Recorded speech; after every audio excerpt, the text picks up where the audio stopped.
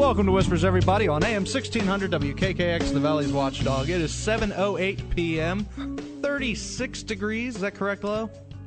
Are we down? Unfortunately, my dear, we are now down to 32 with probably 30-mile-an-hour wind gusts, and the snow blizzard thing just quit. I mean, it's still snowing, but it's not as bad as it was. You can actually see the building across the street. Yeah, when now. Steve got off the air, it was coming down like a Banshee. like a whirlwind. Like a banshee. Like a banshee. Banshee. Give us a call, 304-214-1600 if you're out of the area. Toll free, 1-866-514-1600. I got a little flustered there. Tongue-tied. It happens. Flustered. I got a quick announcement. Okay. It's Easter.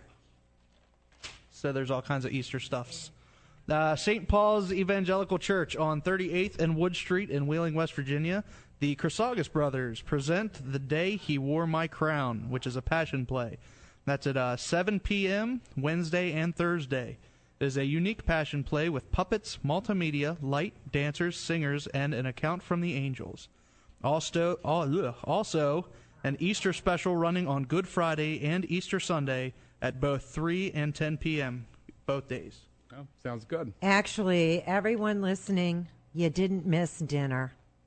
It's only 6:08. What did I say? 7. Poor Jordan, you're just having a mess of a time today. I'm going to blame it on my rabies. Oh, jeez. All right, you may as well say it now. All right, Jordan for those is being treated for rabies. Well, tell the story. If you're going to talk about it, tell what happened. There was a raccoon in my yard, and my dog said, "Ooh, a play toy," and jumped on it and destroyed it. And we sent it downstate to have it tested, and tested positive for rabies. So I got the disease. Yes, you do. So I'm getting treated. I just had my 3rd shot today. Didn't hurt too bad. Out of a series of 5. Number 2. You were pretty scared about the first one. I mean, he was so worried that it was going to be the most painful. That's the guy what I've said always this is the most painful thing you'll ever shot you'll ever have. And the he guy was at the just health sweating department told bullets. me, he said, it's going to hurt, and they're probably going to have to give you another shot for the pain. So I was like, give me the shot for the pain first. Yeah. Then you can shoot me with anything you want. Then we can go from there. Yeah. Well, it was like the first shot I got it it was after midnight. Didn't hurt. Nothing, because I was so fearing for the worst, I was thinking they were going to saw my arm off to give me a shot. So it was nothing. And the second one, I guess I was too lax.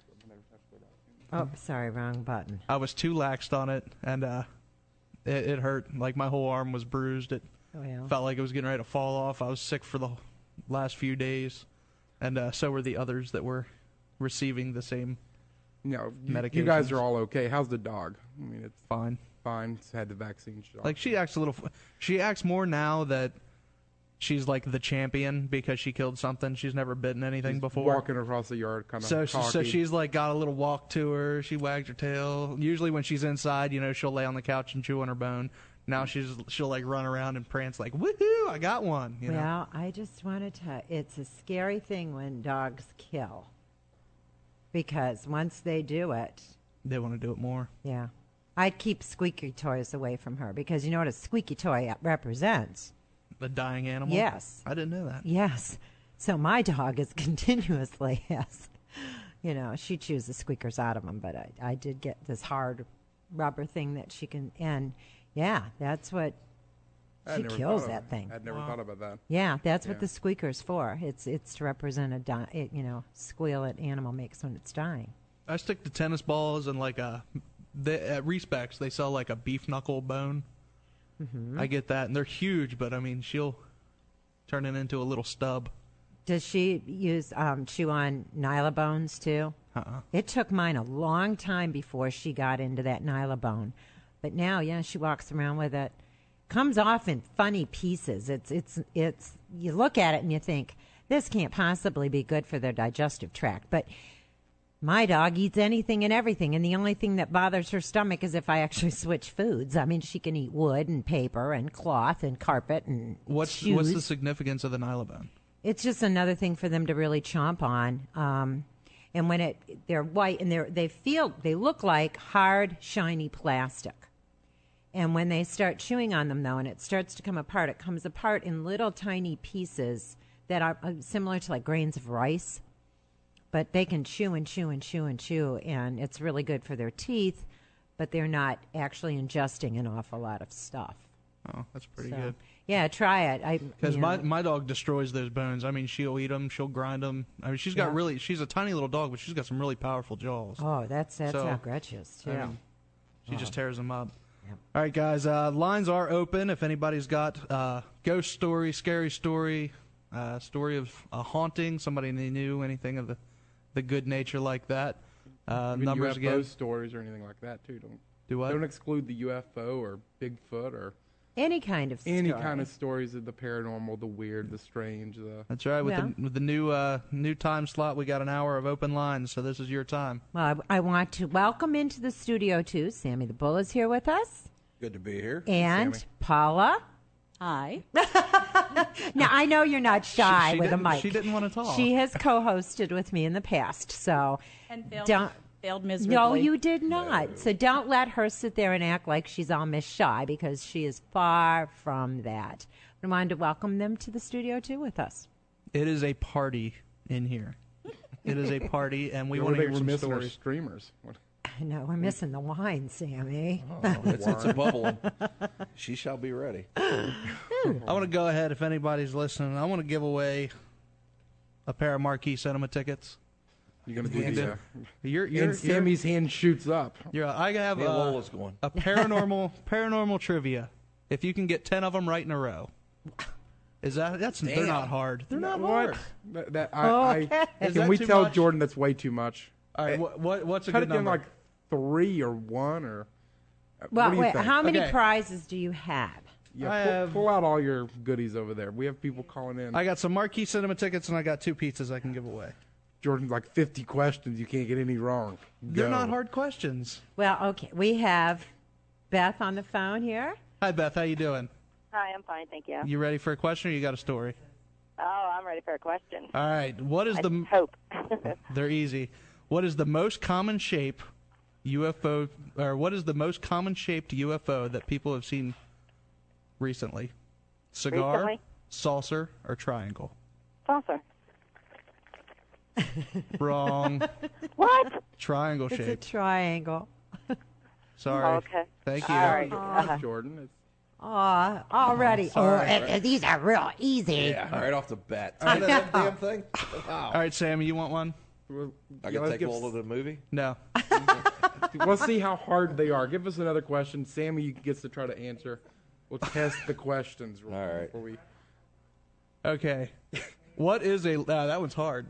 I see you over there scrolling through them. Like, shoot for 3. I know. We'll shoot for 3 then. My God, Ted will be here till next Tuesday. We have some phone calls, right? Who we got? All right, this is Leo. Leo, how you doing? Hi, guys. You ready for a question or you got a story? I don't know. I just heard the questions. I'm going to try to make up a story. Is the haze seen above swamps from something paranormal? No. Okay, hold on. I got it's a multiple choice. Oh, okay. Okay. Yes, it is ectoplasm. No, it is just a figment of your imagination. Or no, what you're really seeing is the release of methane gas. No, it's the release of methane gas. Sammy, you've been near any swamps? Or Correct. I haven't, so. We're 1 for 1. What dramatic event took place over Washington, D.C. in 1952? Was it A, a lunar eclipse, B, military jets that were sent to chase UFOs, or C, on Friday the 13th, many ghosts are seen flying about? I'm going to go with B. B is correct. Bum, bum, bum. See, they're not hard questions. He's got them. He's only got 2. Yeah, but he's only got to get 3. And here's Jordan's knock him out of the park question. How did the government explain the Roswell UFO crash in 1947? It was a secret government test craft. It was St. Elmo's fire, which is balls of static electricity like lightning that can be formed randomly. Great movie. Or it was just a weather balloon. Weather balloon. Correct. Weather balloon. You have won Marquee Cinema tickets. High five. High five. Right across the what are you going to go see? I have to ask. I don't know yet. Don't know yet? I can't even remember what's out this week. I've been wanting to go watch Watchmen. Knowing is out there. I've seen the No, Watchmen. That one I want to see now. Watchmen is Watchmen worth going to see? Yeah. Yeah. Don't take a 13-year-old. Don't. All right. Yeah, I've heard some stories of different. Let's things say, that- let's just say it's there. Can you come to the studio to get the tickets? Not right now, no. Well, I mean, no, I can put your sometime. name on it. Okay. All right. Thanks, Thank you. Leo. Thanks, guys. Appreciate it. Have a good one. Thanks. Congratulations. Okay, now. First winner, 2 pizzas. Okay, so we're going to the next person. We're going. Who we got? Okay, this is Larry. Now explain where the pizzas are from and everything like that. What kind of pizza they are. These pizzas are from the wonderful, fantastic Da Vinci's Pizza Which Ollie's Hilltop. at Ollie's Hilltop. Yeah. So, What are they for? One free 16-inch, one-topping pizza. and this is a great pizza. Jordan and I eat the heck out of them. Look at me. I eat pizza all the time. Me too. No. All right. Who is this again, Harry? Was that the name? Larry. Larry. I'm sorry, Larry. sir. All right. What did the dead aliens allegedly found at the Roswell crash look like? A, little men about 4 feet tall. B, same size as humans, only gray in color. Or C, large lizards. Oh, the little guys. Yeah, the first one. Correct. Yeah. We need some like. My cat just knocked something off a table. How about that? Oh, good kitty. All right. What did the Fox network advertise that they were showing when their video called The Alien Autopsy? Was it an alien caught in the caves of New Mexico, an alien from the Roswell crash, or please don't believe anything you see on TV? Oh, how about please don't believe anything you see on TV? Is that your final answer? Yeah, sure. Wrong. No soup for you. Wrong. They said it was an alien from the Roswell crash. Yeah, the alien autopsy video. That's what they were showing, actually showing. Oh, good. Yeah, no, That's what they claimed. proven, on the show. yeah, it was proven to be a hoax. All right, thank you later for your on, call, of Larry. course. Thanks. Bye. Do you Who know we who got next, Lo? Here we have Carla. Carla, how you doing? Oh, I'm fine. I actually wasn't calling in for to win anything. I just wanted to say how much I love your show. Well, And thank you. Nick, I remember having a class with you, Nick. It's been a few years ago, but it was at West Virginia Northern in the Hazlett building. Okay, you said your name's Carla? Carla. I think I do remember you. It was Yeah, in and math then class, right? Yeah. You remember I cried. I hate math. It was, but no, I remember she was probably one of the best teachers I've had. So she made it not scary. Poor fella. I horribly hate math. I'm bad at math too. I mean, it's one of those things I really have to try at. Yeah, me but she too. made it a very good class, and I remember you. We all passed well, so. Yeah, well. You got any and story for us then? I don't have a story, but I really do enjoy your show. I love the dynamics of all three of you together, and keep it up. I just love it. Well, thank you. Thank you very much. I'd like to try a question. Oh, though. well, geez Louise, Yeah, let's try to give go her a at it. pizza. Okay. All right. What did the boat, the Mary Celeste, lose without a trace in 1840? Its way, its crew, or its cargo? I don't know, it's crew. Very Correct. Good Okay. job. Okay. There was actually no sign of any crew, and the breakfast was still set on the table. Ew. Creepy. True or false? People have vanished without a trace while standing in front of other people. True, false, or no way that can happen? good. Isn't that the same as false at the end? Oh, jeez. Yeah, that's it. Yeah. Well, I had to have 3. True. Correct. Wow. In 1809, Benjamin Bathurst vanished in front of several witnesses. Ooh, creepy. Next question. Last question. Last one. You ready? You got your thinking cap on? Oh, I'm ready. Mm-hmm. Which of the following early American settlements vanished without a trace? Roanoke, Jamestown, or Plymouth? Oh, jeez. I know this It's one. kind of it's a little bit of a hard one. It's a little tricky. There was a... Never mind. No, this is number 3. No, I know. I wanted to know. Lola's trying to tell you that she's Oh. telling you what she's guessing. Oh, okay. You're guessing. Which one are you guessing? What? Well, can I don't phone a tell- friend? don't I'll phone a friend and I'll ask. Oh, Lola. there's no phone in a friend. Come on. I'll just say What? Roanoke? Roanoke. I'll Ja- say Roanoke. Is that your final answer? Yes. Yay! Very good. had to remember to only cough once. Well, you coughed twice, and I got kind of worried. I know. Not that you were going to give anything away. I had to put that pause in there. Thank you. Welcome. All right, will you be able to come down to the station and pick up your winnings? Yeah, sure. I can sometime. Yeah. Great. All right. Great. That'll be Put your out name left on for it. you. Okay. Thank you. Thanks, Carla. Nice talking with you. Thanks you for the nice comments. Okay. Now we have. Got more? Yep. How many more do you have? I got another pizza left. Okay. So this is the last one. Right? Michelle. Michelle? Michelle? I'm here. Okay. Hi, how are you doing today? I'm good. How are you? Good. You got a story for us, or you just want to go into the questions? I just go into the question. I'll just go into the questions. What war was Nostradamus been credited as predicting? Has Nostradamus been credited as predicting? Was it World War I, Vietnam, or World War II? World War II? Yay. Yeah, very good.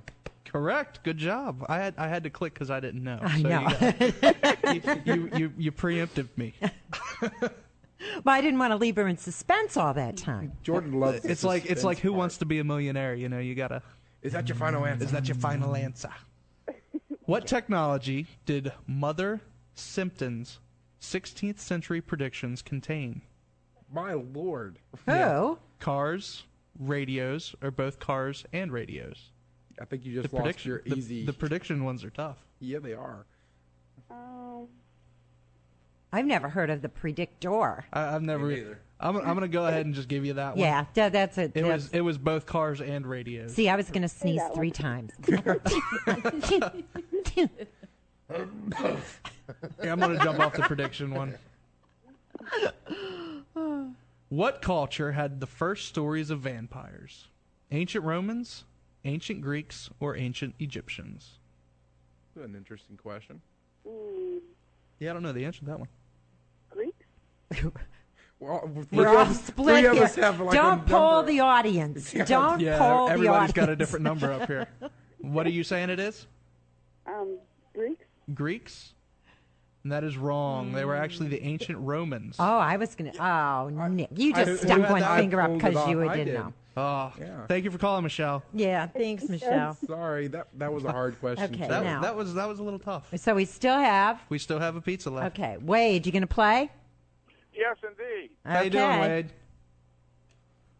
You ready for an amazing question? He is focused. I'll give it my all. I'm sure Wade will get these all correct. Here's one. Do you listen to the show much, Wade? I catch it every now and then. Then you might know this one because it's a topic that we actually covered here on the show. Okay? The alleged alien abduction of Barney and Betty Hill was made into a movie in 1975 called The Interrupted Journey. Who played Barney? James Earl Jones, Clint Eastwood, or Nick Nolte? James Earl Jones. Yes. James Earl Jones. Good you watch that, or you listen to that one? Beg pardon? Did you listen to that show? No, but I knew Barney was black. Wade used the process of elimination. Yes. There you go. True or false? People who have reported seeing UFOs once are more likely than other people to report seeing UFOs again. True, false, or that's baloney? True. Correct. It is true. One more left. During their alleged alien abduction, what type of test did the aliens perform on Barney and Betty Hill? Blood test, pregnancy test, or blood alcohol content test? Wow. The Blood anal test. probe is not on there. I thought it would be, but Well, that's how they test for blood alcohol. Oh, I see. That's the more. you do not want to Blood get test. pulled over on Mars. What do you say it I'll is? say blood test. Blood test is wrong. It was Oh, actually It's a pregnancy test. Yeah. Pregnancy test. Which Thank you Barney for- was very much against. Well, he They was just found afraid that- it was going to be found true. Barney Yeah. was pregnant. Yeah. You never know. I mean, you wouldn't happen to have a story for us, would you? Wade? I think he disappeared. Okay. He's Did we gone. lose him? He was Yeah. abducted. We got anybody else? Give us a call, people. We still got a pizza to give away. 304-214-1600, 866-514-1620. So can I run in the other room and call you guys? I mean, if you really want to. I mean, you could probably find the With answers. Paula's luck. It won't. We'll still have a pizza It'd left. be more Except the interesting. Sherry Jinx. Be more interesting with Sammy trying to do. Oh, my name is Christy. Oh, come on, somebody out there. There we go. They're scared of the questions. See, Lola's after got to that. yell at him before they pick up the phone. It's like at that time. Who we like, got? We've got Matt. Matt, how we doing? Matt? Matt? Yeah, I'm here. Okay. Hey, how you doing? Pretty good. How about you guys? Doing wonderful. I got a question for you. What did Abraham Lincoln frequently see? Was it ghosts of his children, ghosts of soldiers, or a doppelganger, which is a ghost of himself? Oh. It's a tough one. What was the first one? The ghost of... Ghost of his children. No. Ghost of soldiers. Ghosts of soldiers. Wrong. Correct.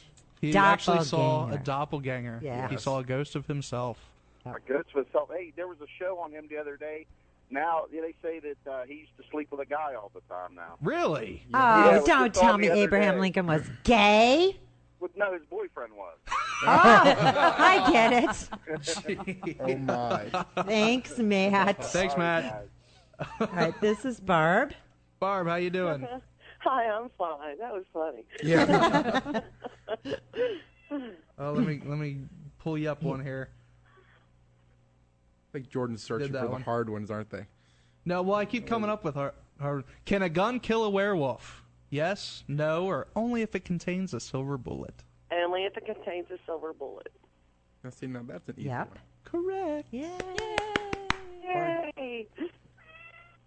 There's a the cat even cheers. My cat's applauding me. That's Scooter. The cat's He's like, I want become pizza. very vocal. Aren't you lucky? What Oh, is yes. lycanthropy? The need to taste human blood, the ability of a human to turn into a wolf, or the immortality that vampires possess? It's werewolfism. The ability to turn into a wolf. Correct. Wow. Barb's on it. I fully expected her to win this. This looks like a long question. You ready for this? Yes. You sitting down because this one may be tough.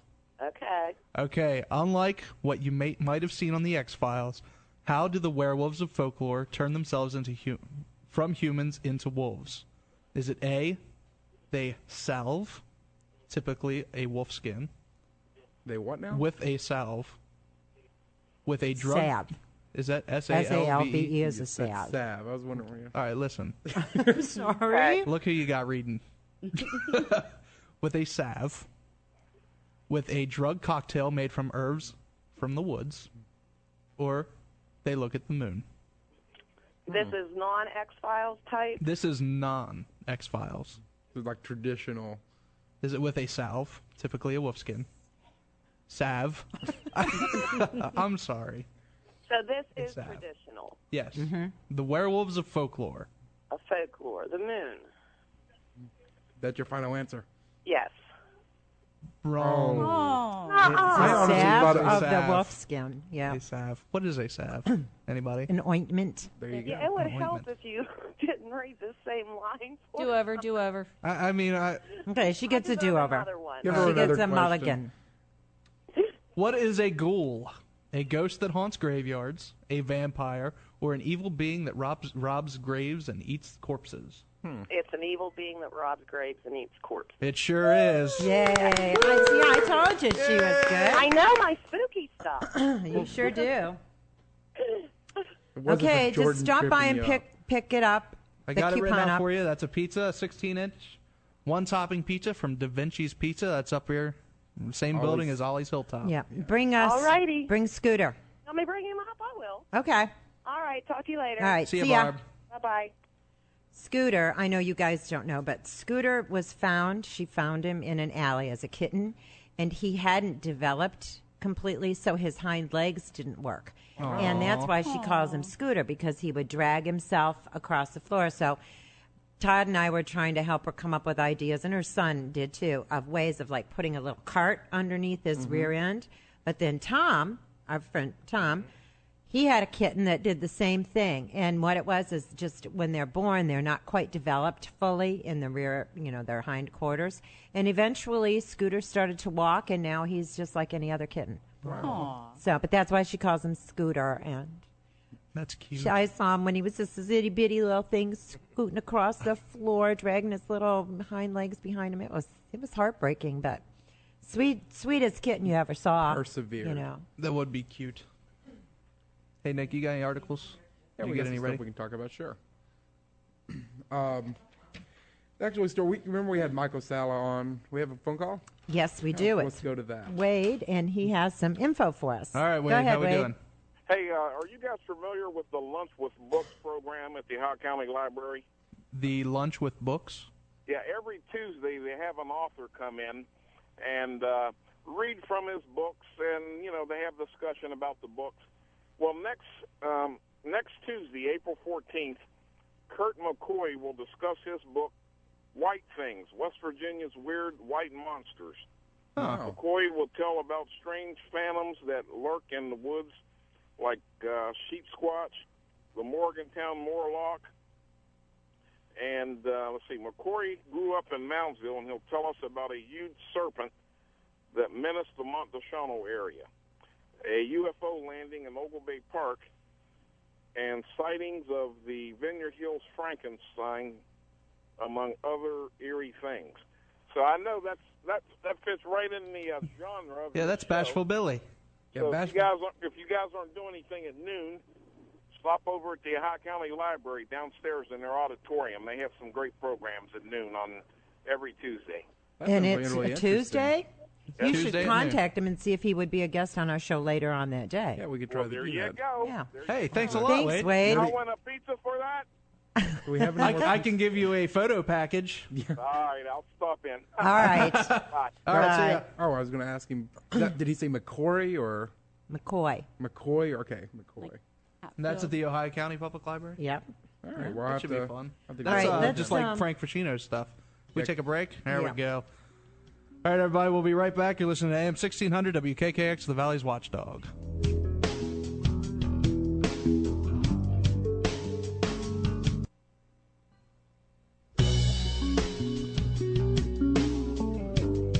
Welcome back to Whispers, everybody, on AM 1600 WKKX, the Valley's Watchdog. It is 6:39.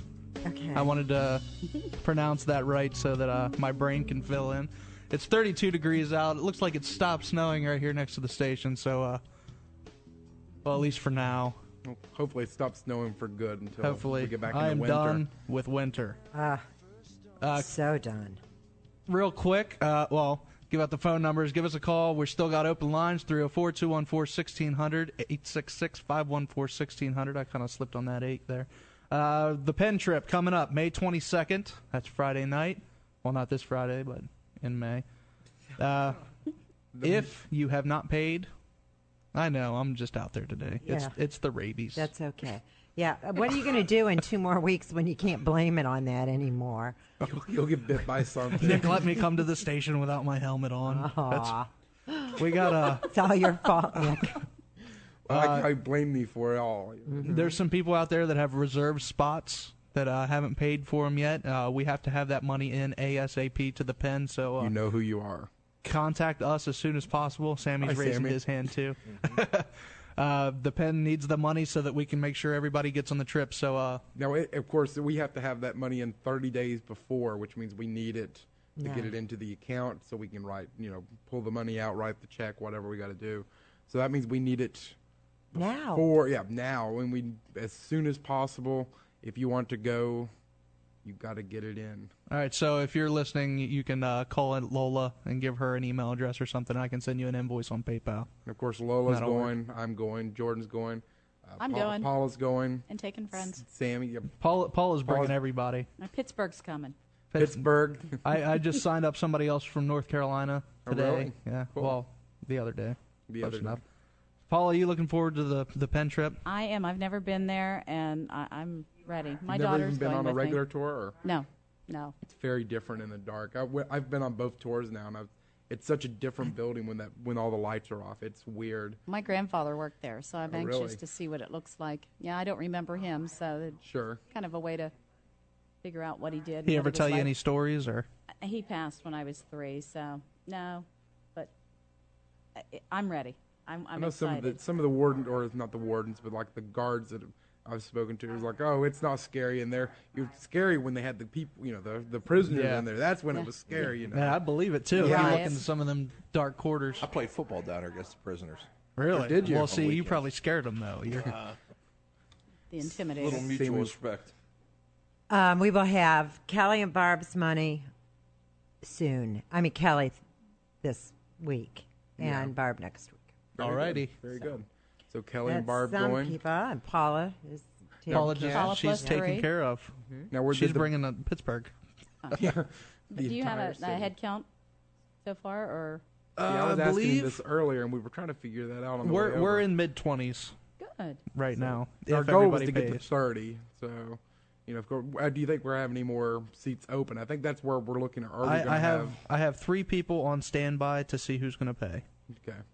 So, we're right there. I know we have a waiting list. to We'll kinda- fill it. I'm not Oh, worried I'm not worried about about it filling. at I all. just want to make sure we get the money in because they're very finicky about. Yeah. They'll drop us like a bad Hot habit. potato. Oh, they write stuff all the time like, hey, you got to give us this right now, or you're not doing it. Yeah, so Or I'm you not have gonna to have to do call this on them. one foot, because the pen's in demand.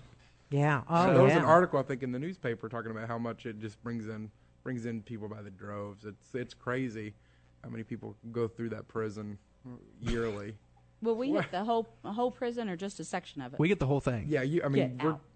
No way. When- We got And the I whole know thing. exactly where we are going. I'm standing by you She's standing by Sammy. and So Sammy. Well, I want to go up into the warden's office. they And said in the psych ward? if any door is unlocked, we can go in it. Now, there's of course some places you got to be careful. I think the one place that There was one gym we were in that was Yeah, like it on a was- second floor, and the whole middle of the gym, the boards were all raised up and like will cave in. They're like a bubble. they're like, don't step more than a few steps away from the wall because you'll fall through. So we sent like the lightest Nice. person we could get to walk as far into. it. Sammy. Yeah. Sammy and I are not allowed to go near the gym. They're like, do not go to the second floor. Yeah. But I want to go to the boiler room Oh yeah, yeah, that's where I want to go. and the infirmary, of course. the psych infirmary is ward, just something to see itself. I mean, it's so and the huge. sugar shack. The sugar shack. yeah, we'll be down there. It'll be fun. But the I cool know. part about going on a trip like this is, if you haven't been on the regular tour, if you ever go on the regular tour, they only take you into you'll Yeah, go through we North get Hall, places you'll they get- don't. They'll take you into a couple of these places, but you miss a lot of it. I mean, it's such a big prison, and I think you miss over half of it going on the regular tour because it's just not ready yet. But when they let you go, they're just, wherever you want to go, So all the way up in the general population, everything. am I allowed to pee my pants and nobody will laugh at me? I will. Jordan, Oh, they'll Jordan laugh. starts laughing now. I can't. We might not talk about it on the air. Might. Well, no we won't promises. give names. Okay. They're We'll say. sitting here acting like the big, Ghostbusters. cried They're over the math. two. I know they're the two biggest weenies you've ever Math seen. is just We are. We're mean. chickens. Yeah. Math's And I don't know if you were listening to the show. We were talking about all the stuff that was going on at the pen. Like Nick and I's first venture there was when we were learning how to do ghost hunts and all that. We were taking classes, and I think I'm gonna be all gutsy and getting a little cocky. Oh, this is fun. This is easy, and I start walking down the hallway in North Hall, and you've never been there. It's a hallway, but it's all caged in.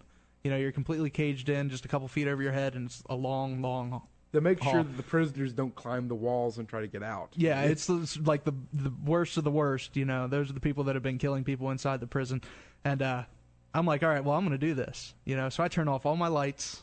It's pitch black dark, and I'm walking down the hall, and we have what's called an EMF meter, which kind of will detect like the energy, that's in the area.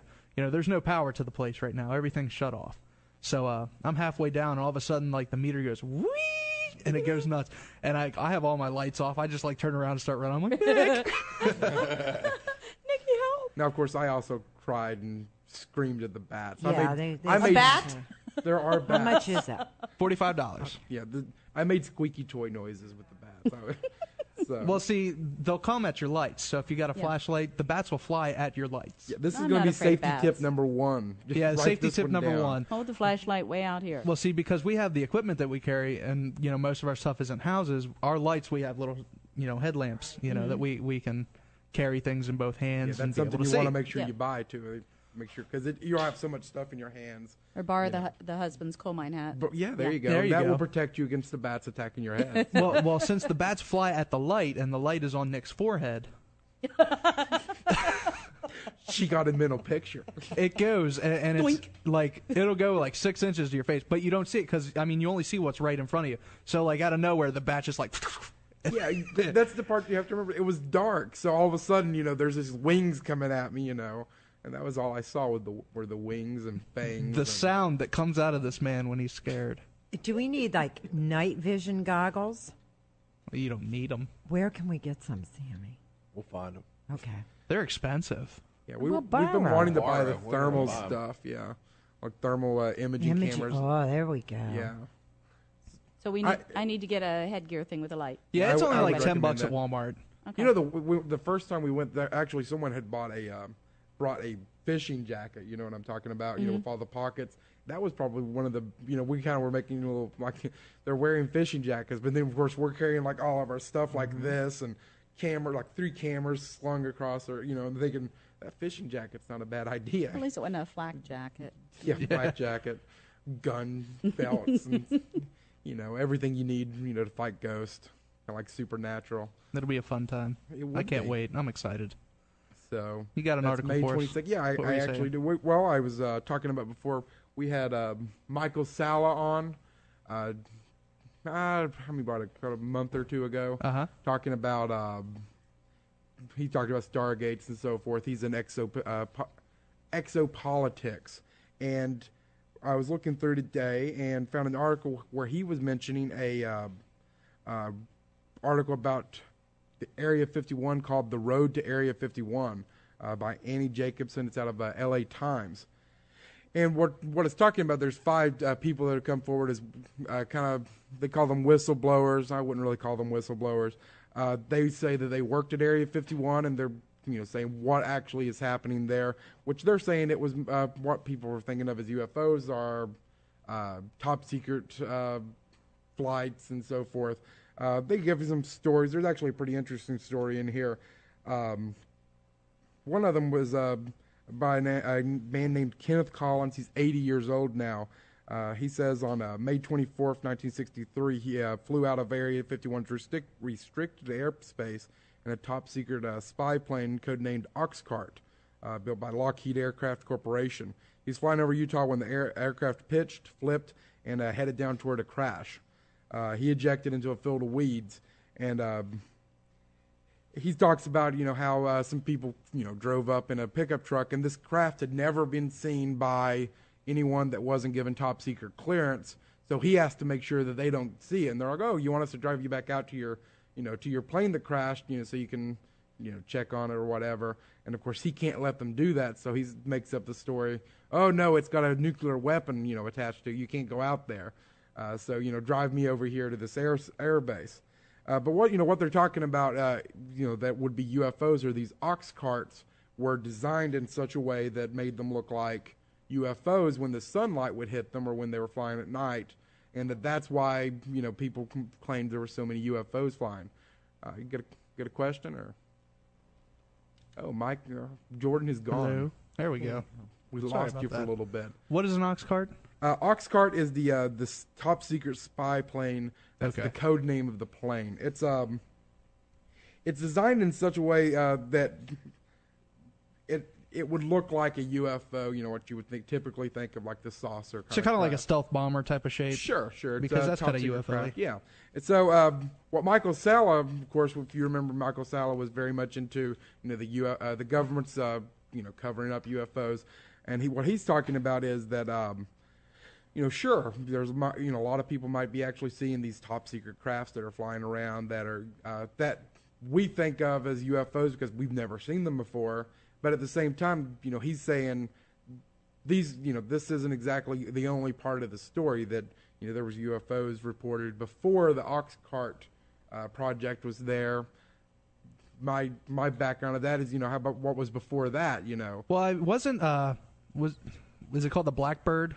SR-71, yeah. Yeah, that was a plane that was out at Area 51 for testing, and they always said it never existed, and when they finally came out with it, in like the 90s, they were like, oh yeah, we do have an Area 51, and this is where we've been testing this new plane that we've said we never had, So I don't think that aliens and stuff are out there. I mean, I don't know. I think there's some government stuff. Yeah, a lot of the stuff, they talk about with Area 51 or even the Dulce base. Actually, I got to watch UFO Hunters, their underground base episode, which was very interesting what they were talking about, how they compared it. And, we were talking, if they're going to have an underground base, everybody there would know about it. I mean, there's so much stuff going on.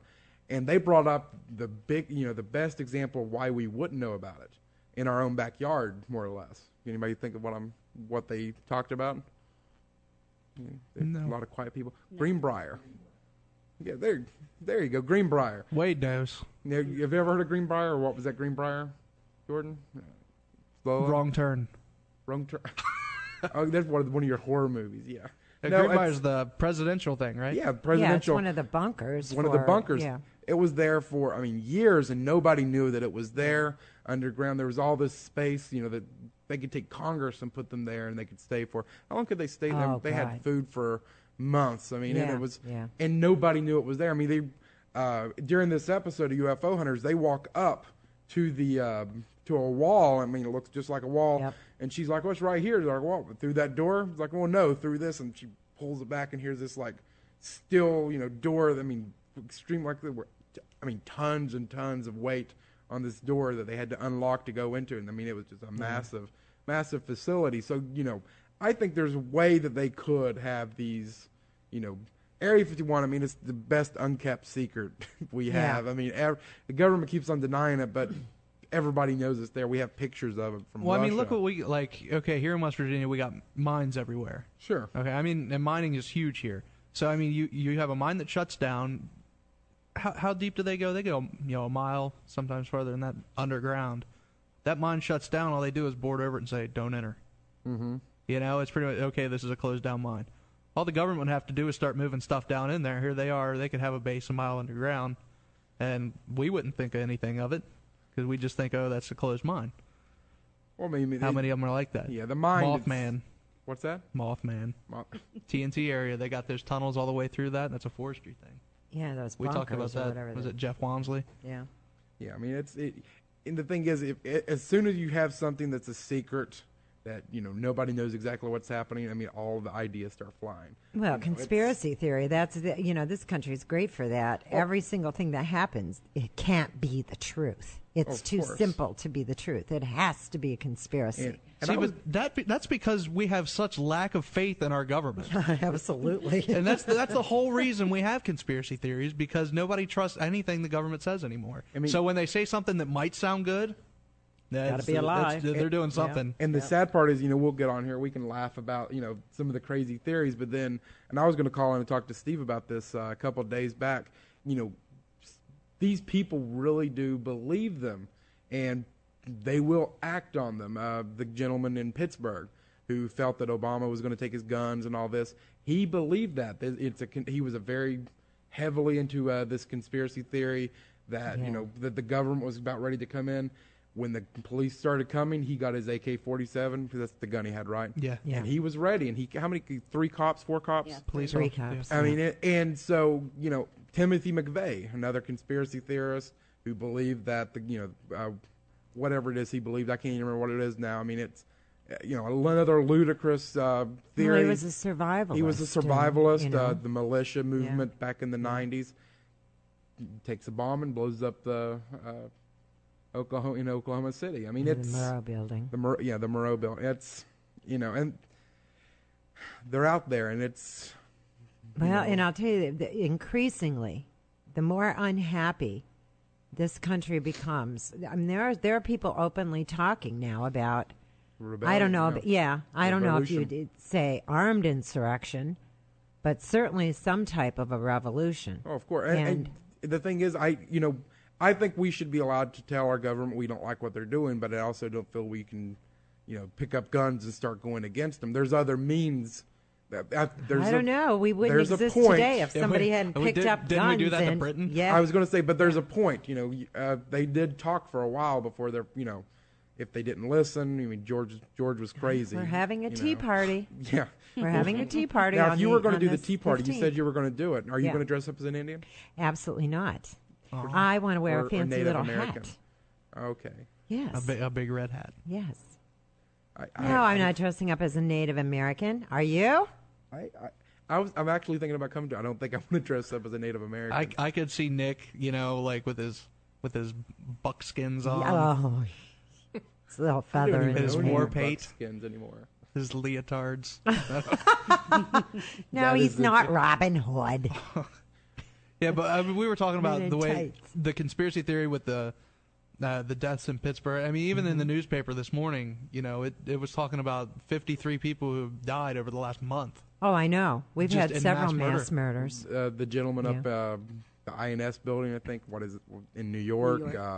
Yeah, I mean, if there's just craziness out with this outbreak of it, it's like, okay, all it's gonna take is for a conspiracy theorist to believe in something. I mean, and the guy in the INS building, it was because he didn't. What was it? He didn't think that they taught him English enough. So I mean, it was like, okay, he was the government embarrassed was that people teased him because he didn't speak English. He said well the police enough. were also undercover police were harassing him too. Of course. Well, see, you've got to factor in the mental illness part. I mean, every single one of these people, when you take anything like that to an extreme, there's something wrong with you. The one I can think back the most was, the gentleman in Virginia.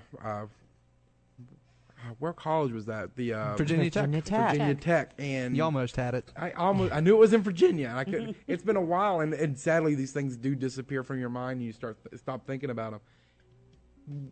Once again, another person disgruntled goes crazy. It's a shame. How much does it take to push somebody to that point of going over the edge? And the worse it gets, is it going to be something that keeps happening? It's something so minute that finally is the trigger. In Pittsburgh, it was over dog peeing on the floor. Mm-hmm. That's what kicked it all off. Yeah, the mom and the son arguing. All right, everybody. Up next, we have Mr. Jim Butcher, a best-selling author on the New York Times. Best-selling author. Stick around for that. It's time for the news. AM 1600 WKKX, the Valley's Watchdog. Across this open sea, sparkle blue beauty like a young man's dream.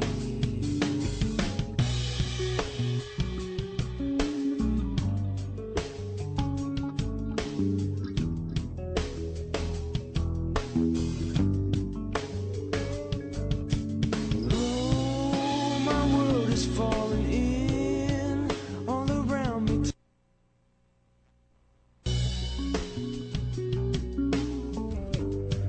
Hello, everybody. Welcome back to Whispers on AM 1600 WKKX, the Valley's Watchdog. It is 7:08 p.m., 32 degrees, still cold, not snowing.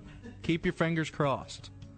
Are you sure it's not flying around out there somewhere? I can't see it but the building next door is white, so I can't really tell if it's anything, but I'm not seeing it. It's just super windy. Super windy. It's a shame.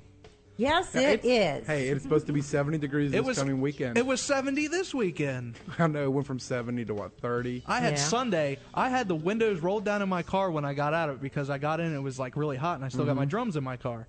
So I left all my windows down so that it wouldn't like overheat everything. Yeah. And here now it's freezing outside. I know it. It's crazy. not right. It's just not right. So you think Al Gore has something with the climate change? It's all his fault, damn it. I've been wanting to do something like Al Gore put his face on like Captain Planet, and have the Planeteer. It would be. Well, make sure you get the internet in there because he's the one who invented it. Of course he did. He could be holding a laptop. Yeah. Captain Planet, he's our hero. Have like the satellite coming down. All right, everybody. At him, but he might have something. He might have a point. On the line, we have Mr. Jim Butcher. Jim is a New York Times best-selling author. He has written The Dresden Files, the newest book out today. It's called Turncoat. You with us, Jim? Oh, wait a minute. Maybe? There you go. Jim? How's that? Oh, there we go. How we doing? Doing well. How about y'all? Oh, amazing. Amazing. Cold. Oh, yeah. Now, is it cold? You're in Chicago. You've been doing signings all day. Is it cold there? Actually, I'm up in Minneapolis by now. Oh, my you're goodness. in Minneapolis now. It's actually nice in Minneapolis. It's about 50 here.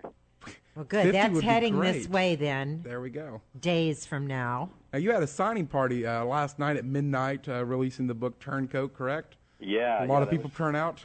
Yeah, it was a zoo. There were about 400 people there. I wound up signing about 1,200 copies of various books. And they ran a costume contest for folks who were there, and it was a lot of fun. Well, great. Now, I'm a big fan of the series. That's why I contact you to come on the show. I'm on Blood Rights right now. So, right. And I'm trying to get to Turncoat. I started reading in January. So, and I thought I would pick up the first book. I run a sci-fi and fantasy book club online. We had it as one of those selections. I'm like, I'll pick it up and read it. I got addicted. So here I am. I'm on Blood Rights. I've been reading them straight. So you're taking my.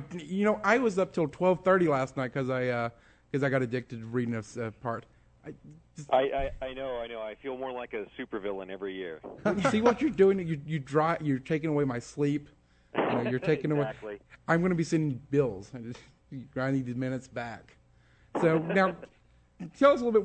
What exactly inspired you to go into this? Actually, some people here. I've never read the book, so I'm really curious. I've been given promos all day for this, and I'm interested to hear what the series is completely about. What's going on? Why should our listeners go out and buy this new book? There's been several quotes about it that I've enjoyed. I think the one that they decided to put on the cover was Philip Marlowe meets Buffy the Vampire Slayer. But the one that's my personal favorite is Dirty Harry Potter. Yeah, there we go. Dirty Harry Potter. That's kind of my personal favorite. It's basically I'm writing hard-boiled private eye novels, except instead of a private eye, my main character is a wizard, and instead of gangsters and stoolies and so on, I populate the landscape with ghosts and werewolves and vampires. So basically that's where it starts right there. People go to Harry Dresden when, they need help, when absolutely no one else can help him, or when they're facing some supernatural threat, and he goes out and unwisely helps whoever needs it. Unwisely, I like that. Yeah, and he gets beat up pretty wise, badly. He'd stay at home and read a book, but it just doesn't happen. There was even a series made on this on Sci-Fi, right? Indeed, it ran for a whole season. That's where I know the name from. I saw the look on your face, Lola. I was like, aha. Well, I was on the website earlier, and I read all the time. You can ask anybody here. I never walk out of the house without a book because you never know when your car is going to break down or something like that. Oh, yeah, I'm the same way. Yeah. So I cannot believe that I haven't discovered these books before. And then I'm on the website, and you're so prolific. My goodness, you've written so much. But now this is a series I'm definitely going to have to either get from Nick or, start getting it from the library or something and start the series. Yeah, by all means. Get the library. First one's free. Yes, absolutely. Absolutely. So is the second one most times. Yeah. He has a deal where the library can only carry Stormfront. That's so it? then they get you in Stormfront. I'm kidding. Oh, all right. Well, I don't know. She had that look like, what? Yeah, well, I guess it's an idea, but the problem with that is that then the first introduction to the writing is always the book I knew the least about writing when I created it. That's true. Though, the books, it really, because, when I first started reading, I'm like, okay, this is kind of weird, kind of like a Harry Potter, kind of thing. But the character, Harry Dresden himself is very... sometimes he's a jerk. I was, reading last night. I was thinking, why are you saying that? Be nice and they'll, a little sugar, but he's just not that way. You know what I mean? And it's just one of those people that sometimes he gets in a bad mood and he just snaps. Oh, like me. Like, is this why you would like this? Yeah. No, I don't really know anyone like that, but myself personally. So, I mean, yeah, Harry's he's got a real bad habit of shooting his mouth off, regardless of how much trouble it's going to get him into. Usually just somebody that can kill him really easily. Yeah. Yeah, well, especially those people. Those Yeah. are the ones he just absolutely has to mouth off to prove to himself how they don't impress him. I mean, not only is he also dealing with like the first, especially some of the first books, he's dealing with demons, vampires, all these things that can kill him. Then he starts mouthing off to like the local gangster, the guy that's running all the crime in town, and this is not the guy you want to mouth off to. So, and it's. Go ahead, Jordan. I'm sorry. Jim, have you ever seen the show Supernatural? Indeed. Is it like that? I'm trying to picture this, and the only thing that keeps coming into my mind is that kind of scenario. In some ways, it's like that. The world at large in the Dresden Files, it kind of remains willfully unaware of the whole supernatural thing. In Chicago, where Harry lives.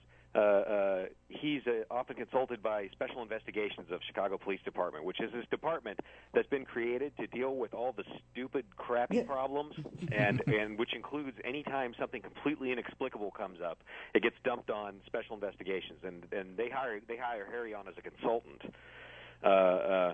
So he's got to get and solve all these crimes. Their goal is kind of to fill in all the blanks on the forms and to make sure everybody understands. No, it wasn't a Bigfoot. It was a guy in a rubber mask, like on Scooby-Doo. But they know that they actually have to deal with these monstrous things, and they often go to Harry for help when they need it. That sounds interesting. Yeah, it sounds good. I think you'd like it.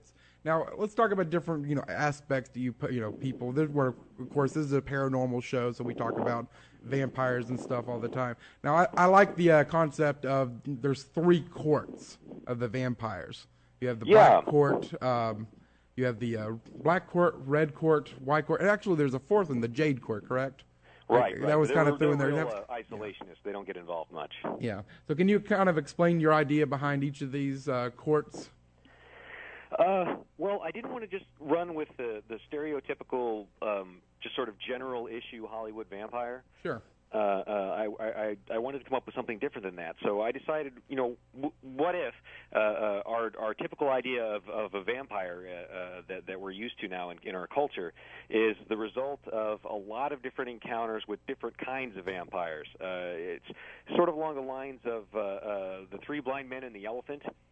Where one of the blind man feels the elephant's ear and says an elephant's like a fan, and the other one feels the elephant's side and says the elephant's like a wall, and the other one feels the elephant's tail and says the elephant's like a rope, and they're all right and they're all wrong.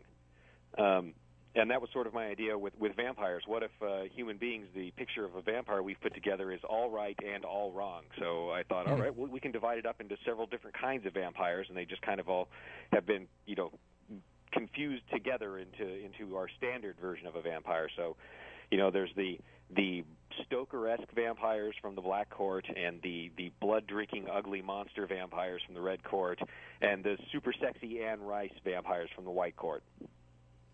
And that's how I wound up, kind of breaking that down. Now, the Jade Court, you haven't really spoken, at least from the books I've read, haven't really went into that yet. You said they're kind of super secretive, they don't bother anybody. How are they? Are they kind of a mix of them, or do they have their own little... Those are the ones that curse? I bring in a little bit more of the Asian tradition vampires into Okay. it. There's a lot of different Asian traditions for vampires, and they sort of belong to that court. Gotcha. Yeah, so it's pretty interesting idea. Now we have Jordan here. Of course, you probably weren't listening the first hour. Jordan has rabies. That he's, and there's a chance he could turn into a werewolf. Oh, for goodness! I'm bringing this in. This is an expert on werewolves, so. Is there any hope for me, Jim? Yeah. All he's going to do is foam at the mouth a little bit more than he normally does. That's all. Yeah, it's now. And I Hopefully bring I'll that get up housebroken because that was probably one of my favorite books in the series. You brought in the werewolves, Billy and the Alphas, and there was different ideas of how people, what kind of werewolves are out there. So what does Jordan have to look forward to? Being a werewolf. Well, it depends on what kind of werewolf he wound up being. I just figured out, I was just going, okay, I'm going to write a werewolf book this time. And then I went out and started researching werewolves and found out that, like the Hollywood-style werewolf doesn't really exist in folklore. I wanted to draw everything from actual folklore, so I went out and started digging. It's like, oh my gosh, there's all these different werewolf traditions, and so then the book turned from who is the werewolf to which kind of werewolf is responsible for all of this being done as I started outlining it, and which is perfect for a mystery. Yes, exactly. Plus, it also multiplied the number of bad guys who could beat up my protagonist. And I'm always in favor of anything that makes Harry's day a little bit rougher. Yeah, you hate him. I don't understand why. why. No, he's made you so much money. I'm doing this. I'm helping him grow as a human being. Okay. Adversity makes the heart grow fonder, or something like that. Well, what doesn't kill you? It makes you stronger. There you go. By the end of the series, he's gonna be like granite or something. Nobody will be able to break him. Yeah. Well, that's what he's going up that way anyhow. I'm planning on writing a big old apocalyptic trilogy to cap off the series with in the future, and so I got to have him whipped into superhero shape by then. Yeah, I was gonna say, are you planning on killing him off, or kind of going the route like you kill him, and then all of it's going to be a dream, and it was actually some little boy? He can't tell us what he's doing. Well, I'm getting mad at these TV series. It's like, it was all a dream. The Sopranos ending. Yes. I'm getting tired of these, so I'm making sure don't do that. Just no, it was all a dream endings. Okay. Yeah, all right, good. Write that down. I got it. All right. I've got a pad of paper right here. No dream ending. He'll do it, and he'll. Nick will go into a psych hospital. He'll get admitted if you go to a dream ending with one of these. Well, I'll avoid it then. Thank you. Thank you. It'll save me a lot of money, bills in the future. You're laughing at me. I can't believe that. All right. Now you also bring in fairies at some point in the story. Fairy godmothers, the different courts of the fairies, and everything. Demons. What kind of where exactly what kind of research you do going into the demons? Well, going into specifically going into the Knights of the Black and Denarius, I'd had this crew of holy knights who would occasionally help Harry out. These guys that each wielded a sword with a nail from the crucifixion worked into the blade, and these were the holy swords, the Knights of the Sword or the Knights of the Cross, and they were there to kind of be pure good guys, to always show up and help. And then I figured, well, but if I've got these pure good guys, I've got to have some bad guys. And I thought to myself, well, what other kind of good kind of Christian-based iconography can I use for it? And I said, hey, 30 pieces of silver. That's awesome, because that means 10 times as many bad guys as good guys. And again, it was going to make Harry's day rougher, so I was in favor of it. So I built up these Knights of the Black and Denarius, each of which carries one of the 30 coins that was paid to Judas, and there's a fallen angel that lives inside every coin, and can convey great knowledge and wisdom and power and creepy shapeshifter things upon whoever picks it up and uses it. Now, where'd you come up with this? Like, how were you sitting at home one night? The power was out. Oh, where did this come from? It probably happened while I was doing something like completely dull and monotonous, like driving cross country or mowing the lawn. Where pretty much your brain's just in neutral while you're getting done something fairly simple. Yeah. And that's kind of when ideas tend to hit me. And do you pull over, start writing down notes, or? No, usually, because they come at me all the time, and I figure if they're really solid and good, they'll be something I won't dare forget. So that way I kind of weed out the lame ideas, because sometimes an idea looks great at first, and then when I go back to it later, I go, wait a minute, that was just dumb. Hopefully not after it's been published. Like, you know what, I shouldn't have done that. Oh yeah, exactly. No, so far I haven't ever felt quite that much regret about anything. Just delete it off the website. No, that never happened. Right. Yeah, that was a dream. That's when you use that. Now, I did mention fairies, of course, making Harry's day worse and worse. He did have a fairy godmother, which would seem like a great thing to have. Everybody wants the fairy godmother, bippity boppity boo. Yeah, except she's evil and wants to drink his blood, and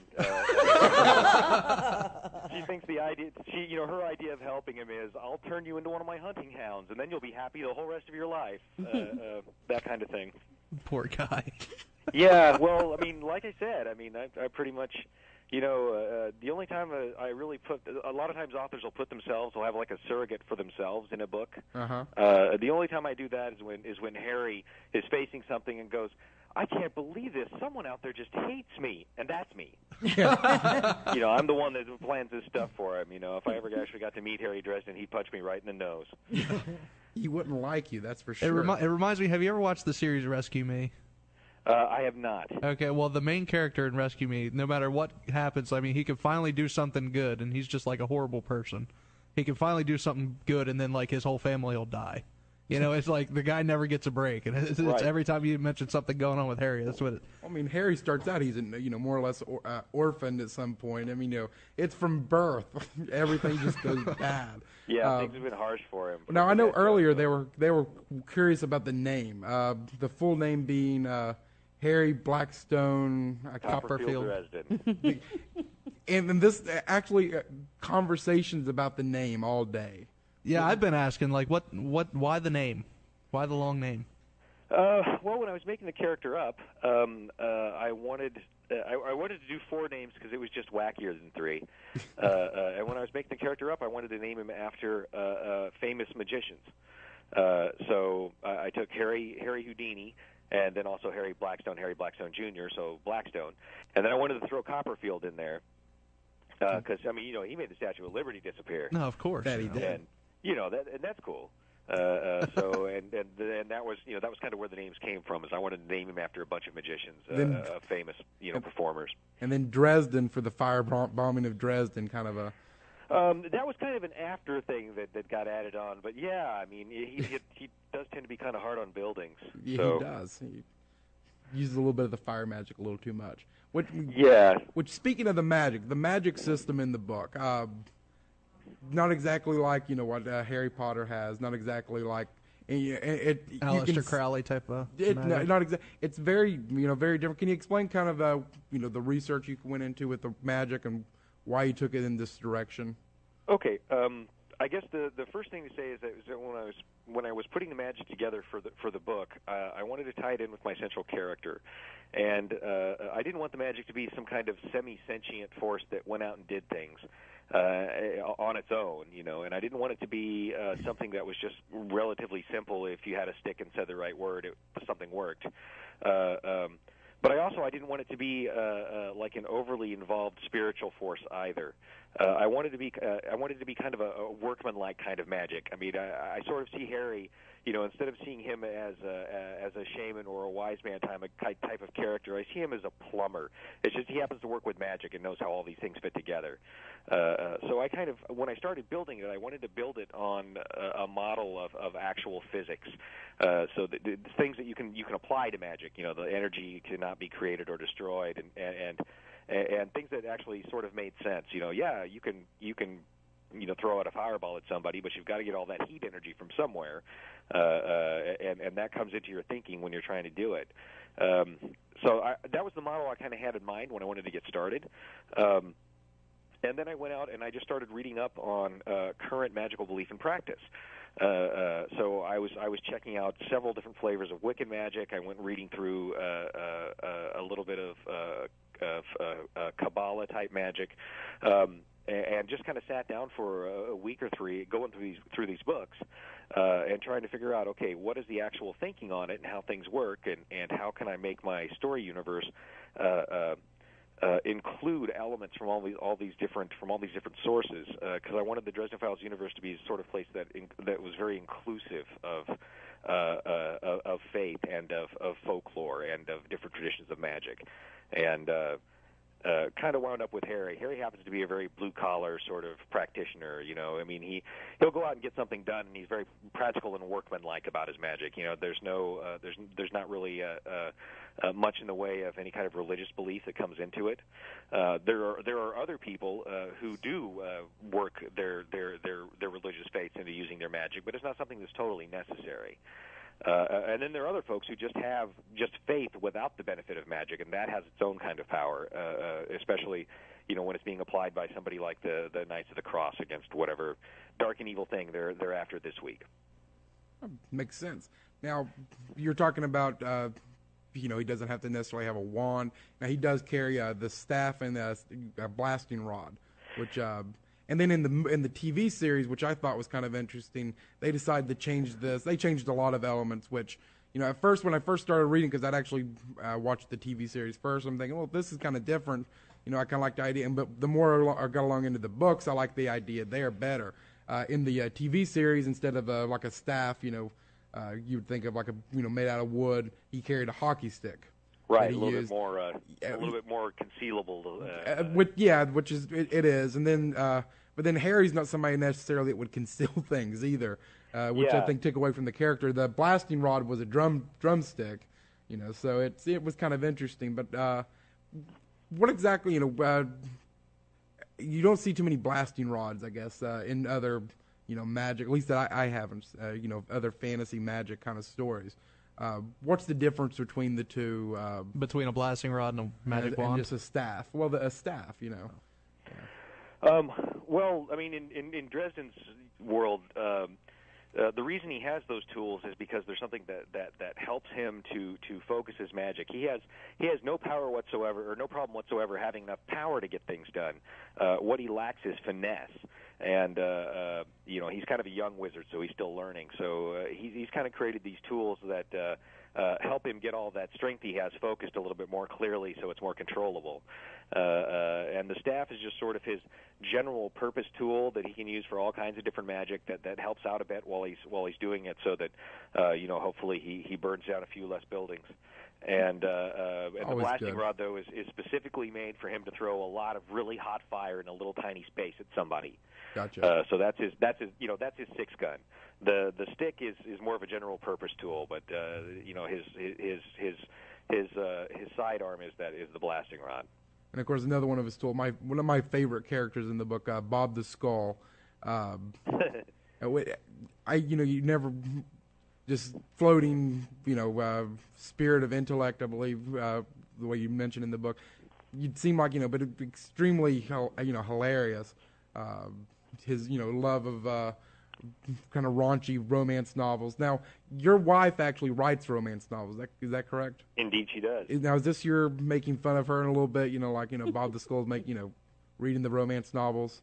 No, not really. No, not really. I just wanted him to have something. Because I could have stacked up Playboys there as well. Oh, of course. Yeah. Bob thinks the romance novels are actually a little bit. They're a little bit more erotic. Well, now he would be reading the Playboy articles. He wouldn't be looking at the pictures. No. Are you kidding, Bob? Of course he'd be looking, but yeah. You can go through pictures a lot faster than you can go through a book, and he's a 1,000-year-old being. He's not in a hurry. I got a question for you. Somebody just asked what book the Knights of the Cross was in. The Knights of the Cross, Michael, who's kind of their poster child, Michael Carpenter appears in book 3, which is called Grave Peril. And then all three of them show up on stage for the first time in book 5, which is called Death Masks. That wasn't the first title, but that was what title we wound up settling on. So, okay, and so the Knights in the Cross start in the 3rd book and go all the way through. Yeah, they're kind of an ongoing storyline. They're not in every book, but they're one of the big subplot stories that I'm telling as we go along. Okay, thank you. All right, now you've had 11 books published. Turncoat just came out. One of the central. At least from the, I didn't want to read too far into it, to get the spoilers, because that would ruin, everything else for me. This story kind of centers though around the wardens within the White Council. Can you talk a little bit about your idea behind the White Council? I know the head of it's called the Merlin, and kind of your idea of where that's going, where you got the idea from that and everything. Well, the original idea from the White Council came from the Lord of the Rings. The Lord of the Rings, there was a White Council of the wise, and it was Gandalf and Saruman and several of the other Lord of the Rings characters who were the magic-heavy characters, and I really liked that concept. And I thought, well, really if the wizards are going to exist in this world, then they're going to have some kind of an organization of one kind or another, and the White Council winds up being kind of like the bar organization for wizards. You You got if you want to be someone who's taken seriously, you got to show up, you got to pass their tests, you got to put in your time helping out, and then you're recognized as a full wizard. Now, what kind of laws are govern the use of magic in the world? Well, the White Council enforces 7 laws of magic that are basically a list of thou shalt nots, and their purpose is to enforce these laws and to prevent wizards from using their abilities to abuse people. These are basically laws that are supposed to be restraining wizards from using their powers to do too much harm. And to enforce the laws, they've got a group of wizards who are known as wardens. And the wardens are the ones they're sort of the White Council's interior police. And if you break one of the laws, it's the wardens who show up to drag you off for a trial. And generally, if you're not killed resisting arrest, then you get killed a few minutes after you show up for the trial. They believe in a right to a speedy trial. Yeah, exactly. Right to a speedy trial and an even speedier execution. Now, here a quick question: like age groups, what would this book be rated? Like, what's age appropriate for this type of series? Let me think. Turncoat would probably come off PG-13, maybe an R. If depending on how the director did it with all the various violence, maybe it might go up to an R. But in general, I know there are some folks who said, "Yo, I let my 4-year-old read this book," and I'm like, "Are you what? A 4-year-old can read what?" Yeah, that was the other part. Yeah. Yeah. A 4-year-old can read. Wow, that's a sharp kid. But maybe you don't start him off with the book that starts off with the dead prostitute with the heart ripped out of her chest. That might not be appropriate for most 4-year-olds. Maybe this one is. I don't know. But so would you say that like early teens, late teens? Yeah, if that. There's some one sex of the things I strongly believe that parents are well advised to read themselves and make up their own minds. But I didn't write it with like kids in mind. Okay. Yeah, that's there's some sex scenes in it, so you're gonna skip through those. You'll be okay. I was making sure I was age appropriate to read them. Yeah, Jordan's never sure. Right. Now, I and Jordan makes fun of me for this. I'm a big nerd, so what? You make fun of me for it all the time. And I did notice on your website that you're coming out with a Dresden Files role playing game. Yes, indeed. This is going to be awesome, Jordan. You're going to join me. He's laughing now. And in one of your stories, you actually have Harry the Wizard joining the Dungeons and Dragons game as a barbarian. Yes, which, indeed. And he's looking, this is too much like work, Yeah, exactly. He resisted for a long time. No, playing D&D, that's too much like work. Yeah, which it is. Especially, for someone that has to deal with this stuff all the time. It's kind of right. Like, oh, geez. You'd think you'd want him on your team, though. He knows what to do. He's faced this before. But the thing is, though, I wrote another short story that starts off in the middle of their D&D game, and Harry's rampaging around as this barbarian, and then a fireball goes off 26 feet away and stops, just a foot from his nose. And he stops and starts complaining because that's not how magic works. And everybody at the table's like, "Oh, I can't believe this. This is like taking a physics major to a Star Trek movie." Which it would be. Now, speaking of Star Trek, are you going to be going out to watch the Star Trek? Because you seem like you are a nerd to some degree. Oh man, I could fly my nerd flag with anyone and not lower my head in shame. I'm super nerd. Let's see. I'll be at the new Star Trek. But yeah, are you going to be dressing up though? Did you dress up last night for the Harry Dresden thing? No, I didn't. You should have. I didn't want to. I had the right coat for it and all. But I didn't want to do that. I was dressed up as a competent author. Nick and I dressed up for you. That was. Oh yeah. No. Don't lie to the guest. I am wearing a shirt and tie. I will say that. Cool. That was for something I did earlier. So nerd credentials then real quick. Are you going to be dressing up for the Star Trek? Have you ever dressed up for anything at all? Yeah, actually, Star Wars. I do live role play every couple of weeks, where I'll actually strap on like the chainmail armor and stuff and go smack people around with Nerf weapons. That's awesome. Is this like Jordan sent me a video one time with somebody throwing like bean bags, going fireball, fire? Yeah, exactly. Okay, exactly. There we go. Okay, you passed the nerd test then. Oh, yeah. Okay. Now, I had another question I just thought about, and I was trying to remember what it was earlier. You said that Harry is a young wizard. Right. And some of the in some the book, there's a lot of older wizards that are living 100, 200, 300 years. I think 300 is kind of the limit. Does this mean that they're more of a different race of humans, or does the power of the magic itself, because it does draw from life, does that what gives them the ability to live longer lives? One of the side effects of using magic and using it in a constructive rather than in a damaging or disruptive way is that it sort of has the effect of reducing entropy on your body, so that when your cells replicate, you get a clearer copy instead of the slowly fading copy of a copy of a copy thing. Your cells actually they get a little bit more efficient at that. So as a result, wizards get to live longer. Okay, that makes sense. Yeah, I mean they can recover from wounds better. I mean they're not like Wolverine, like their wounds just instantly closing up. But if you blow out your knee and you're going to have some surgery and then you're going to have a bum knee the rest of your life. But the wizard will get over it in 30 or 40 years. Gotcha. I mean he would almost have to at this point. I mean you got to give him something. As much stuff oh, as it's true. Because I beat him like a dog. I mean, seriously, I just can't write a chapter without having somebody at least insult him. And usually they're coming at him with baseball bats or something too. So, baseball bats, demons, fire. Flaming poo from the Monkey Demons was a good one. That I was really actually liked that. enjoyable.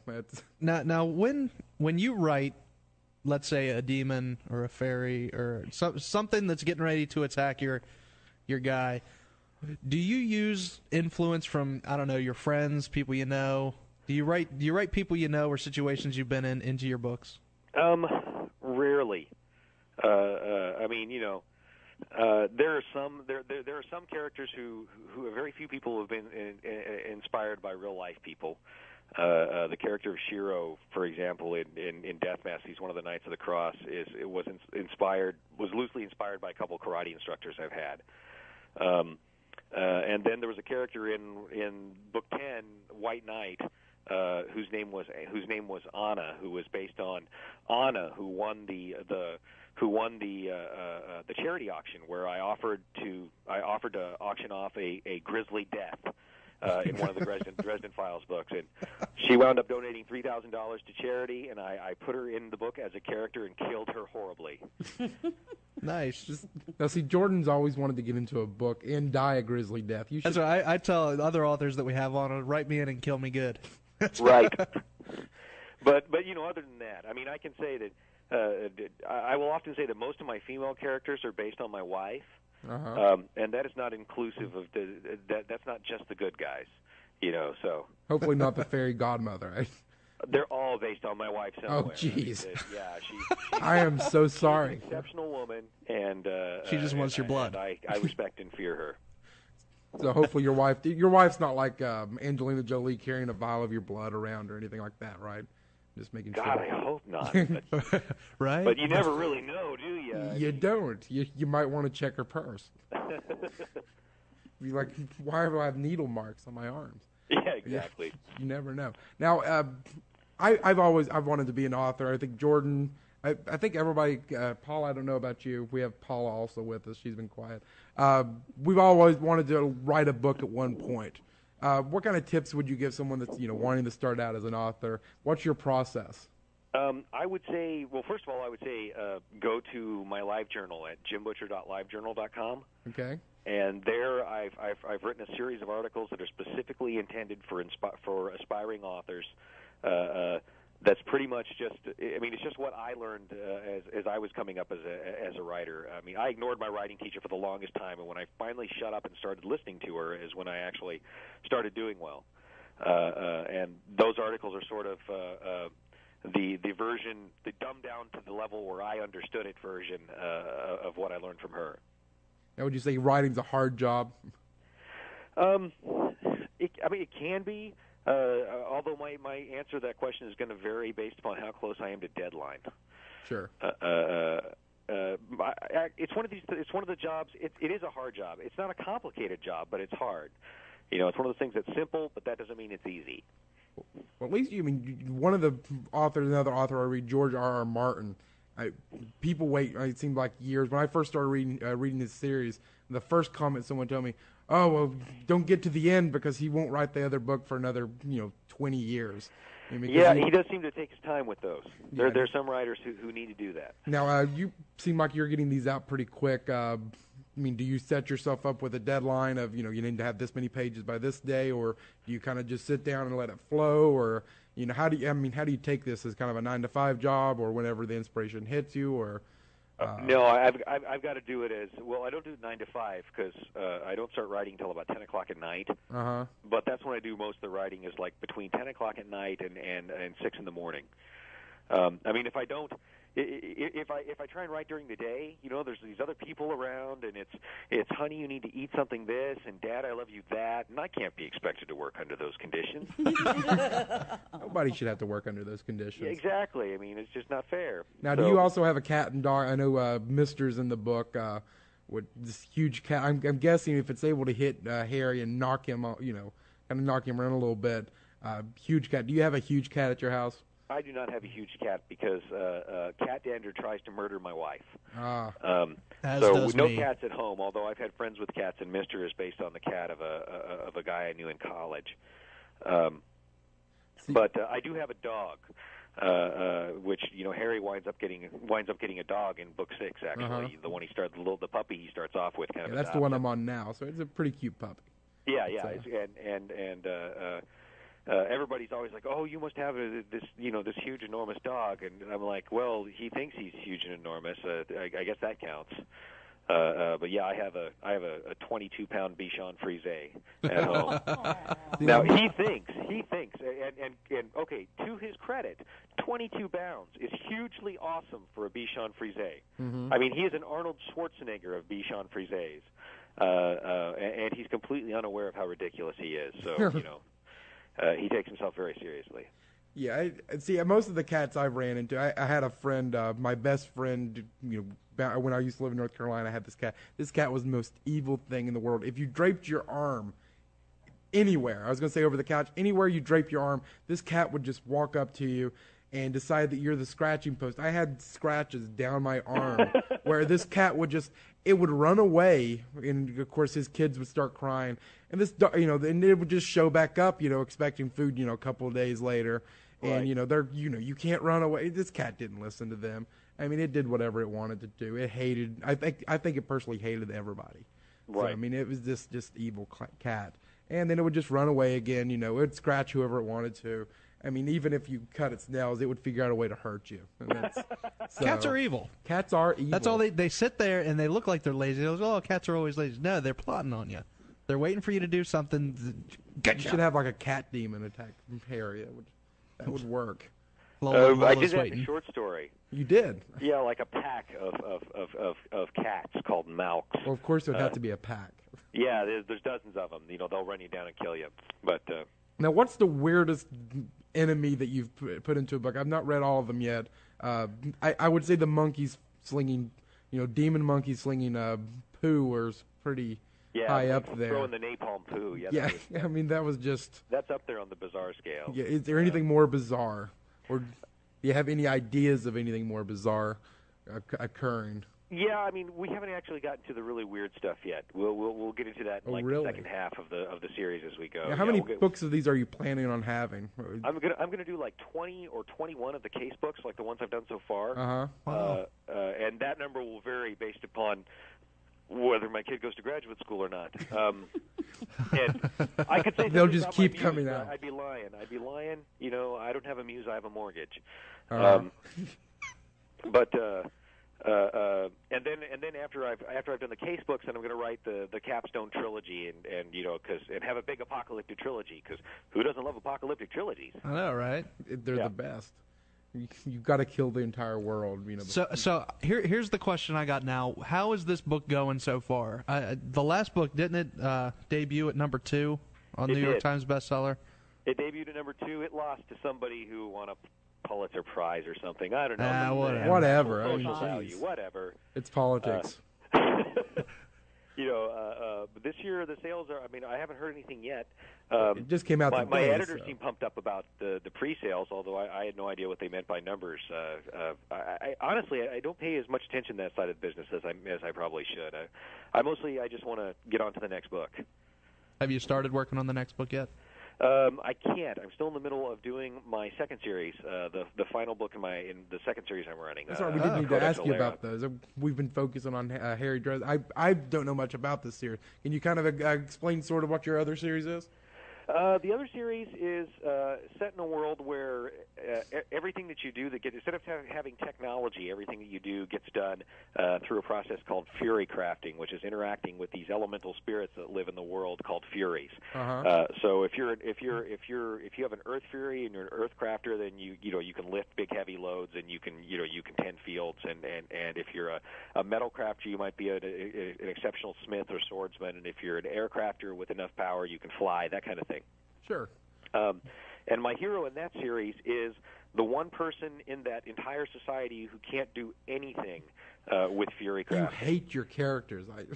And it's not that I hate him. It's just that I wanted to be very different from Dresden. Sure, all right. And this is a character who has had to get by his entire life on being smart and being intelligent and resourceful. And so, as he gets more involved in what's going on in the world around him, he becomes more and more important because of those traits. Because he is the guy who does not think in immediate terms of, we'll just hit it with a rock. He's the guy who has to be smart and thoughtful because it's the only way he's gotten through his life. Okay, that's actually a very interesting idea. I hadn't thought of that works. Now, do you try to beat him up, with different? Anything that could try to kill him at all, or is this a much different type of series than? It's different in a lot of ways, but then again, his name is Tavi, and Tavi is just a lot smarter than Harry has ever been. Harry's a good guy, and he's smart enough, like in an academic sense, but he's had very little in the way of like social smarts, especially. And that's gotten him into trouble more than once. And whereas Tavi is much more of he's very savvy in a lot of ways. Dresden's getting smarter, but I didn't have as many books to let Tavi get bright as I do with Harry. So Tavi had to get smart by like book 2 or so. Well, see, the problem with Harry is usually he'll say something like, well, I'm part of the Magi, the wise ones, then he'll do something just monumentally stupid, Yeah, he'll deliver that kind of dialogue like that, although, he'll slip into, thou hasts and archaic forms of speech at dramatically appropriate moments, and only his sense of drama is not always, terribly refined. Yeah. Now, is your other series going to last as long? You said you were finishing up. Yeah, I'm finishing book 6 on this series, and then I'll go on to another one. I don't know if I'm going to do another fantasy yet, or if I'm going to do my actual science fiction series, where I want to do some science fiction too. Now, is that a series? You haven't had that one coming out yet at all, correct? No, that's for the future. I'm not quite sure. I'm going to finish this one first, and get out from. I think I'm about 4 months behind my writing schedule, so I'm going to get this stuff finished and get caught up, and then I'm going to start taking on new work because apparently that works better. Rather than just keep taking on every job you can find, apparently if you actually get the ones you have done well, it makes your editor happier. Yeah, you don't want an angry editor. It's true. They don't like that. Well, it looks like we're running out of time, so thank you for coming on and everything. It's been a lot of fun. Good luck signing the books. Do you have a question, Jordan? I just wanted to point out we do have links to your personal sites, and we're going to add up the one to your author tips as well. We're going to link that to our website. Great. Thank you very much. And now, are you also doing real quick your podcast? I know there's a podcast on your site. Are you still updating that, or it's probably been a while?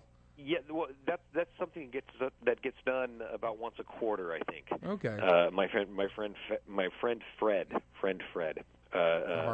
is the one who runs that, and he did an interview with me in my living room last weekend. So okay, well, I'll put a link up to that. Yeah, we'll make sure we have it all linked up so people can find you. Yes, that way Excellent. they go on Thank you, there. guys. Hey, Jim, thanks a lot for joining us. It's been a lot of fun. Thanks. Enjoyed it. Thanks for having me. Hey, have a good one. All right. I'm gonna have to read that series. Yeah, I think you would like it. Because I felt like I wasn't very contributive through the whole thing, Well, just because I haven't read it and you're like shooting out all the characters. And I'm stuff like nerding that. out. It's not every day you get to read. I some people probably think, oh, he's lying about this. Really, I honestly, Nick is really a nerd. Everybody, I am a nerd. I have a card somewhere if I could find my wallet. And I did start reading this. I was actually behind my group reading it because you pick up a book sometimes, and I think Lola was talking about this earlier. Sometimes it's hard to get started on a book. So I first start reading, and I'll put it away, read something else. I actually picked up the other author I mentioned, George R.R. Martin's Song of Ice and Fire. I mean, these thick, almost 1,500-page books. Start reading through those. Then I get to the end, and I'm one of those people, when are you going to come out with the other book? I mean, takes him years to write books. I mean, and then he gets complaining about people saying hurry, and they're like, you've been 5 years. You said you were going to publish it 2 years ago, and it's not. But I won't get into that. I get like that with movies. Yeah, he's like, "Where's the movie?" So I'm just too lazy to read. Yeah, I'm not gonna lie. If I read, it's through an audiobook.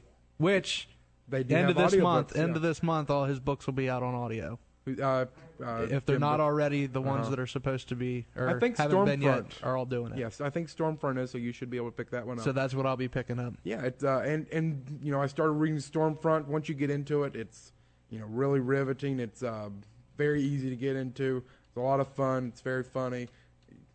I'm sorry. Is there a phone? No. Okay. I thought you were looking at me like, come on, I gotta. No, but it is a lot of fun. Lola, I think you would love them. It's very easy to get into if you like all the paranormal elements that they throw into it. I love the idea of the denarians he talked about.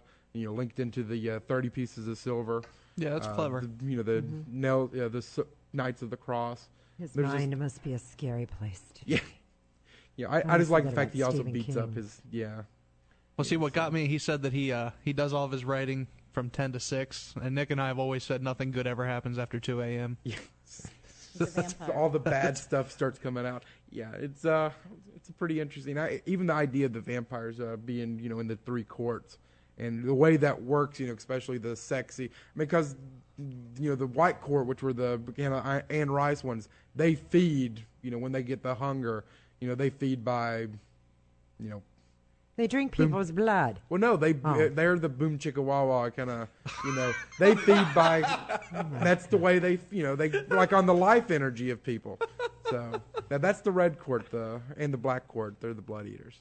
Okay. So, Nice. I'm sorry, Lola. Who do we got next week, Nick? I have no idea.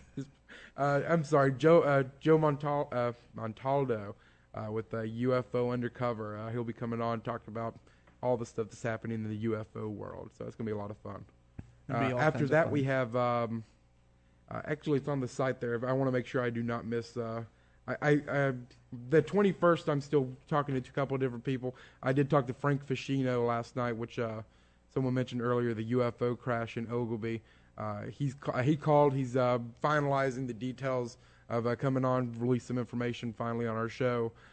So I'm kind of leaving the 21st open a little bit, maybe him. And then we have the Weird USA people. The guys who wrote Weird New Jersey, Weird New US. Jersey, Weird US. April 28th. That'll be a fun show. They got a lot of neat stories if you haven't checked that out. Yeah, the books. Who bought the book for you for? It was a Christmas gift, right? Sylvia. Sylvia. Excellent brother's book. wife. Yeah, Jordan brings it over, and I stole it from him for about a couple months. And the thing is, it was an excellent read.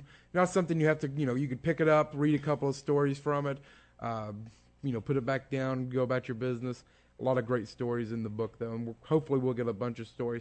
I was on their website looking through. Why are you laughing at me?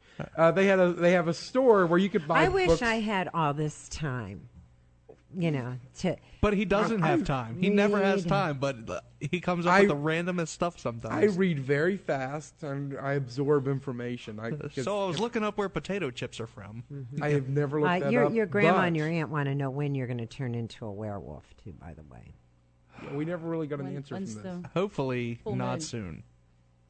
Well, they just, yeah, when is the full moon? I'm going to have to get chained up somewhere. You can lock me in the vault. Okay. See how that works out. Maybe I'll be able to get into some of those little safes for us. Yeah.